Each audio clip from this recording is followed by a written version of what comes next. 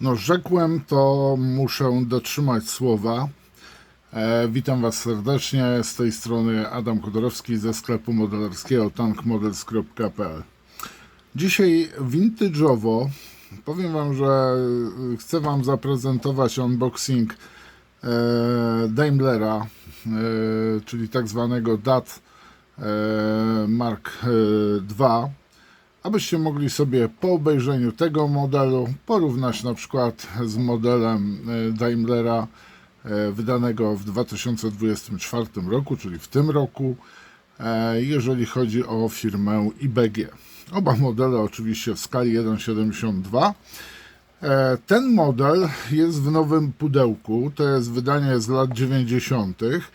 Pierwszy raz ten model został wydany w 1975 roku przez japońską firmę Hasegawa i to był autentycznie, ten model był szczytem marzeń chyba każdego domowego sklejacza. Raz zachodni model, dwa dobrze składający, trzy z figurynką. Tak prezentuje się pudełko. Więc tutaj, jeżeli chodzi o powiedzmy atrakcyjność tego modelu, właśnie dodawał jej figurka. Model w ogóle jest pod numerem, posłuchajcie, to jest takie podwójne oznaczenie Hasegawy. MT24, ewentualnie 31125. Wszystkie modele Hasegawy były, posłuchajcie, rany, skąd to jest? Wiecie co, to jest z 2007 roku w ogóle model, przez jakąś czeską firmę ściągnięte. Ja go kupiłem od kolegi za parę złotych, ze względu na to, że no, pojawiły się nowe modele, tak? Tak prezentuje się zawartość tego modelu. Porównamy sobie też, jakie ma oznaczenia ten model w porównaniu z modelem od IBG. Jak widzicie, za dużo części ten model nie posiada. No ale pamiętajcie, 75 rok, no to daje nam, o rany boskie, 49 lat. W przyszłym roku ten model będzie miał 50 lat, dosłownie. Standardowo zacznę od kalkomanii. Tak prezentują się oryginalne kalkomanie od Hasegawy. Widzimy, że mamy szczury pustyni tutaj zamieszczone. Jest numery identyfikacyjne modelu i że kalkomania została wyprodukowana, proszę bardzo, tu jest w Japonii. Jak ona się teraz będzie zachowywała, ciężko mi jest to powiedzieć, ale znając życie, jeżeli chodzi o Hasegawę, nie powinno być żadnych tutaj problemów. Hasegawa ze swoimi instrukcjami, one mniej więcej do dzisiaj są wydawane w ten sposób. Na ostatniej stronie widzimy, że mamy dwie ramki, ramkę A i ramkę B. Że wszystko zostało wydrukowane w Japonii w 1991 roku. Dane firmy mamy na pierwszej stronie. Mamy zdjęcie sklejonego modelu, że skala 1,72, że jest to samochód pancerny Daimler Mark II. Mamy w języku japońskim, mamy w języku oczywiście też angielskim, że jest to pojazd brytyjski z okresu II wojny światowej. Mamy też parametry tego, o rany koguta, wiecie, że to 80 na godzinę popindalało? No i że załoga składała się z trzech osobników różnej nacji, ponieważ ten pojazd był używany przez kilka ciekawych krajów. No i tutaj proszę bardzo, mamy tak samo listę kolorów, w różnych językach jest to oczywiście napisane. No i mamy pierwsze etapy sklejania, kolejne etapy. Za dużo części tu nie było. Powiem Wam, że z drugiej strony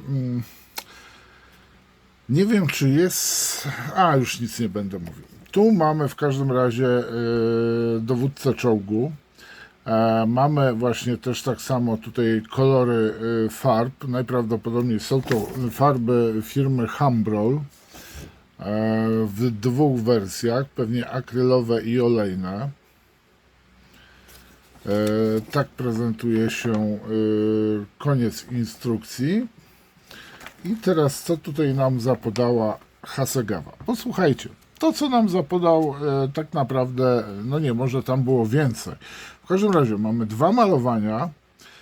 Jedno jest z 11 Pułku Huzarów 7 Dywizji Pancernej, Berlin 45 rok.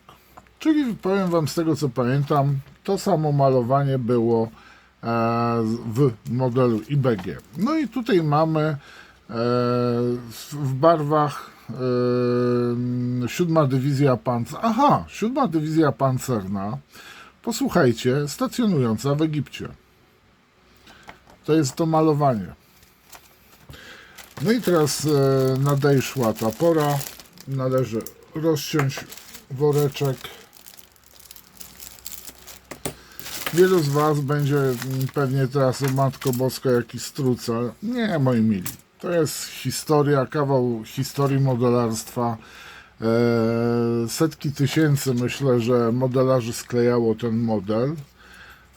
I teraz zgodnie z tym, co podał nam producent, ramka to jest duża, ramka B jest mała. I sobie teraz obejrzymy zawartość, jak wyglądają ramki.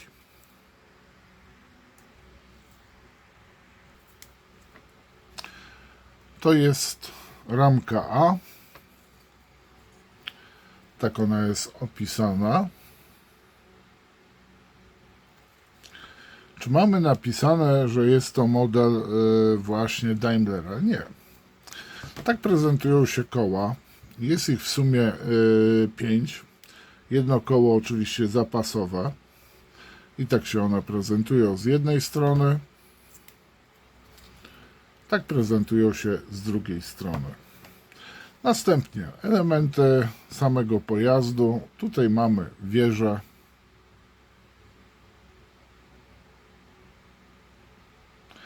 Podobno ta wieża jest ciut duża. To by trzeba było już pracę doktorską pisać, krótko mówiąc, czyli wziąć plany z dobrym wymiarem, prawdziwe plany i następnie. To są elementy kadłuba.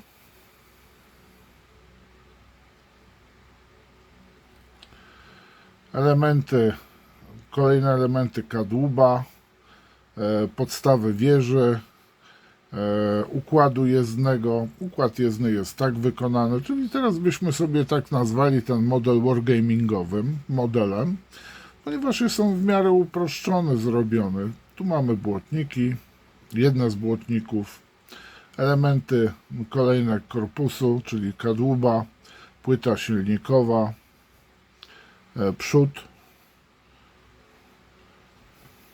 Tak samo tu mamy płytę tylną, która znajduje się na samym tyle. I powiem wam, że ten model składa się do dzisiaj bardzo dobrze. I teraz weźmiemy sobie ramkę B. No i tutaj już nie widzę napisu Hasegawa. Mamy jedynie coś tak napisane w języku japońskim. I tu jest między innymi tak, kolejne elementy kadłuba, błotniki,